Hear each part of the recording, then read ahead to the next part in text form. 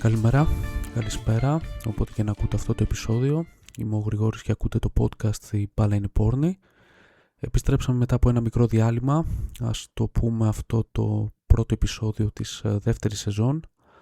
Είχα σκοπό να σας πω την αλήθεια να βγάλω ένα επεισόδιο ακόμα μετά το πέρας των τελικών του μπάσκετ και μετά να κάνω ένα διάλειμμα, ένα κενό περίπου ενός μήνα. Αλλά όλη αυτή η τοξικότητα με κούρασε και δεν πολύ ασχολήθηκα. Επιστρέψαμε λοιπόν σήμερα γιατί μαζευτήκαν κάποιες ειδησούλες, οπότε πάμε να τις δούμε σιγά σιγά. Για το μπάσκετ ξεκινώντας να πούμε περιληπτικά ότι ο Ολυμπιακός έκανε το double κατακτώντας και το ελληνικό πρωτάθλημα αυτή τη σεζόν με σκορ στη σειρά 3-2 απέναντι στον Παναθηναϊκό. Πολύ μουρμούρα, πολύ γκρίνια, τοξικές δηλώσεις εκατέρωθεν, φαλτσοσφυρίγματα, μπουκέτα να πέφτουν στο τέλος. Τραγική κατάσταση πραγματικά, δεν θέλω να σταθώ άλλο. Στα ειδησιογραφικά τώρα οι πρωταθλητές φαίνεται να χτίζουν πολύ δυνατότερη περιφέρεια τη νέα σεζόν. Τα ρεπορτάζ λένε ότι έχει ήδη κλείσει Μακιντάιερ από Ερυθρό Αστέρα και ο Μοντέρο από Βαλένθια. Μαζί με Γουόκαπ, Φουρνιέ και Ντόρσεϊ αναμένεται να φτιάξουν top περιφέρεια για του χρόνου. Ο Τιλικίνα ήδη ανακοινώθηκε ότι αποχωρεί. Δεν νομίζω να μείνει κάποιος άλλος, δηλαδή Μόρις ή Τζόζεφ. Ακόμα και για το Λαρετζάκι με το ελληνικό συμβόλαιο, με το ελληνικό διαβατήριο, υπάρχουν δημοσιεύματα ότι θα πάει προς Θεσσαλονίκη μεριά. Μένει να δούμε. Ένα μικρό αστερίσκο κρατάω σε όλα αυτά για τον Ντόρσεϊ, αφού ακούστηκαν κάποιες φήμες για δυσφορία που δημιουργήθηκε από τον ερχομό των καινούριων για το ρόλο που αναμένεται να έχει στο rotation. Έχοντας και το +1 στο συμβόλαιο του, Ολυμπιακός εν μέρει μπορεί να αισθάνεται ασφαλής, αλλά από την άλλη, πατώντας πάνω εκεί ο ατζέντης του φαίνεται να ζητάει γενναία αύξηση και συμβόλαιο over 3 εκατομμυρίων το χρόνο από ό,τι ακούγεται.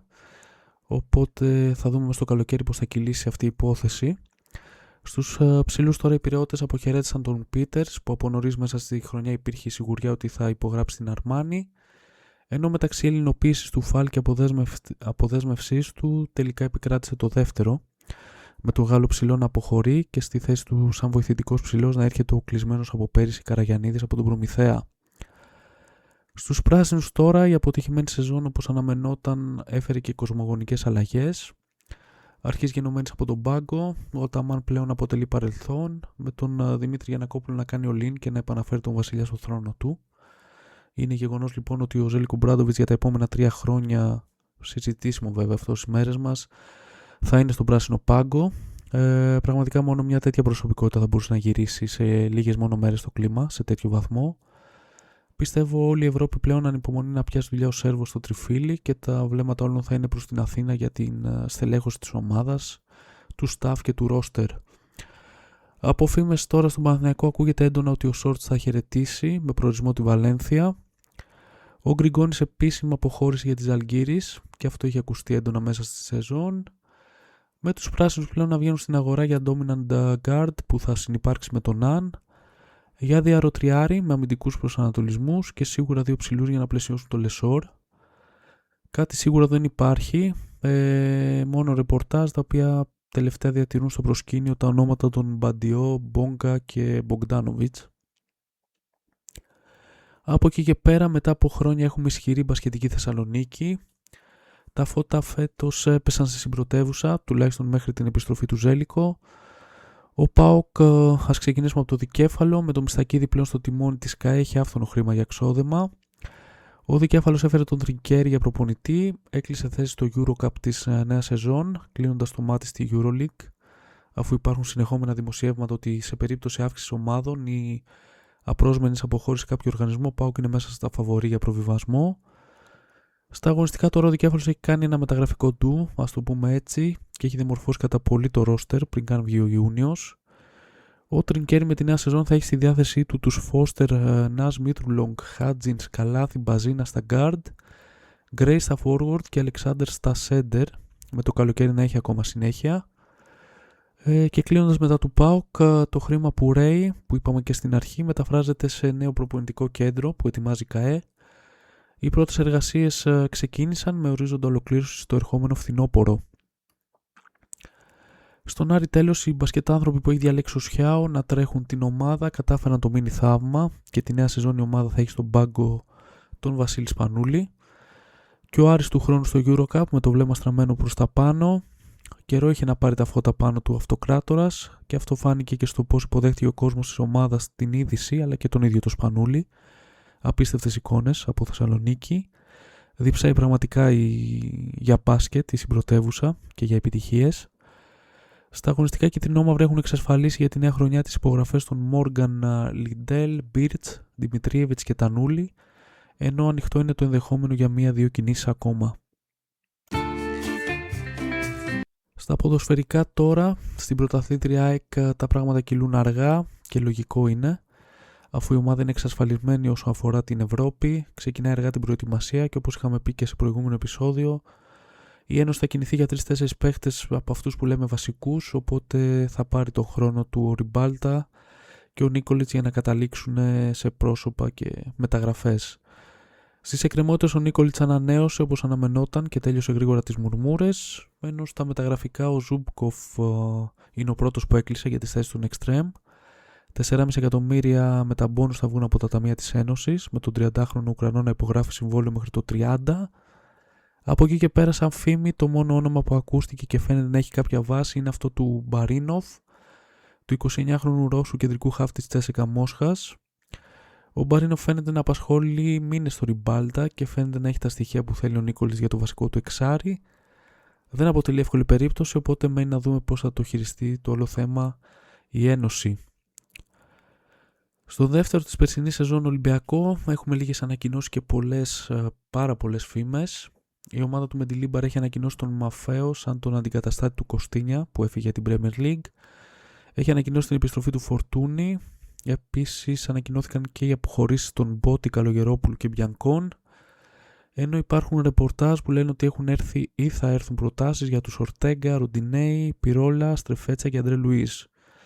Μένει να δούμε πώς θα απαντήσει, αν και όποτε γίνουν αυτές οι προτάσεις, η Ερυθρόλευκη ΠΑΕ. Αυτά για τις αποχωρήσεις, τουλάχιστον μέχρι τώρα που μιλάμε.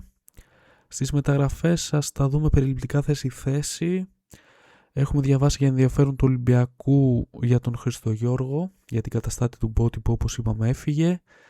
Για την άμυνα διαβάσαμε για γέφυρες του Κάρμο στους Πειραιώτες. Λένε μάλιστα ότι έχει γίνει ήδη κουβέντα του υψηλόσωμου αμυντικού με το Μεντιλίμπαρ και είναι θέμα χρόνου η επιστροφή του στο λιμάνι.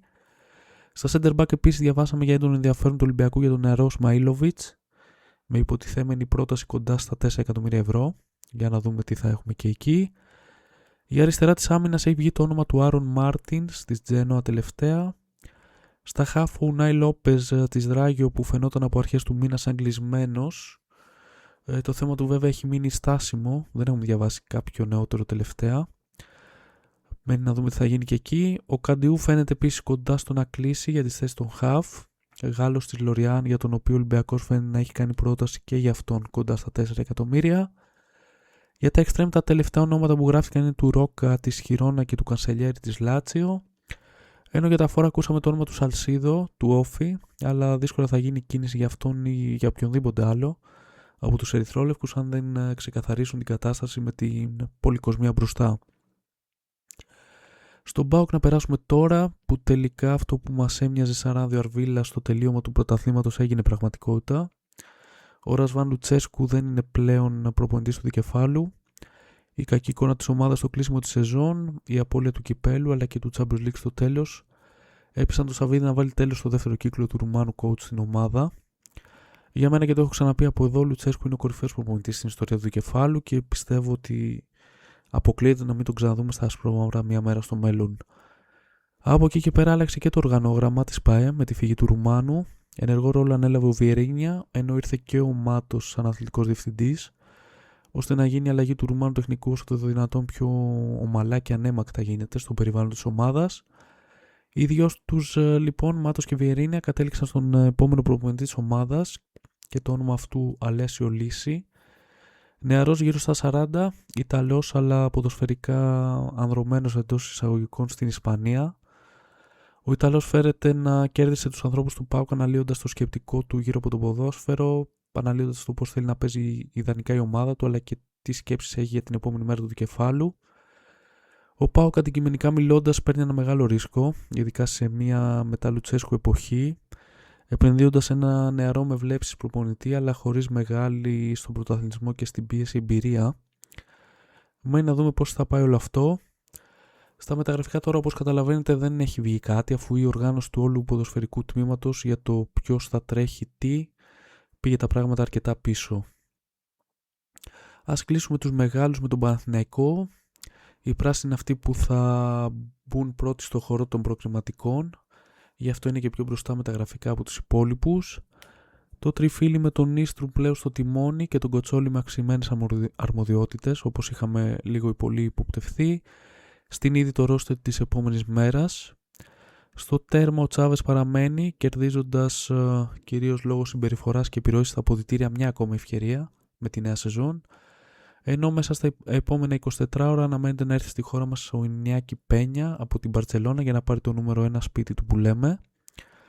Στα δεξιά το σύριαλ του Τσάπρα τελείωσε και ο πολυσυζητημένος τελευταία παίχτης ανακοινώθηκε και επίσημα από το τριφύλι, ενώ φήμες ακούγονται και για τον Βίχο της Λιβαδιάς και αυτός για να κλείσει τρύπα στα αριστερά, αλλά για την ώρα δεν έχει βγει κάτι νεότερο. Για τα αριστερά παίζουν ακόμα στα ρεπορτάζ τα ονόματα των Κρίστεσεν και Ζαγαρίτη και εκεί έχουμε καιρό να δούμε και να διαβάσουμε κάτι νεότερο.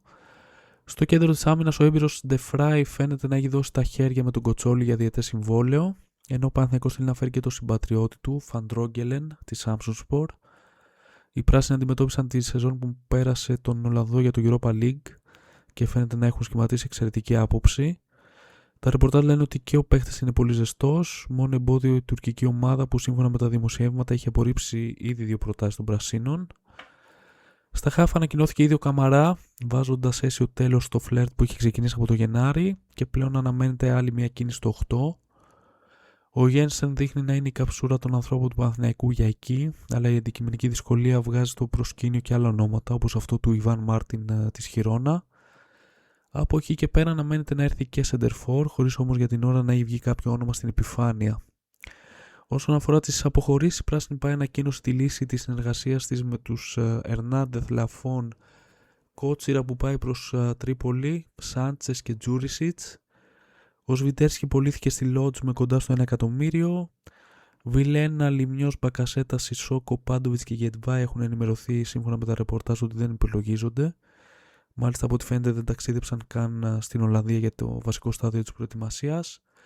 Ενώ σύμφωνα πάντα με τους δημοσιογράφους, Σιώπης, Τσιριβέγια, Πάλμερ και Τουμπά θα κριθούν στην προετοιμασία και βλέποντας και κάνοντας μετά.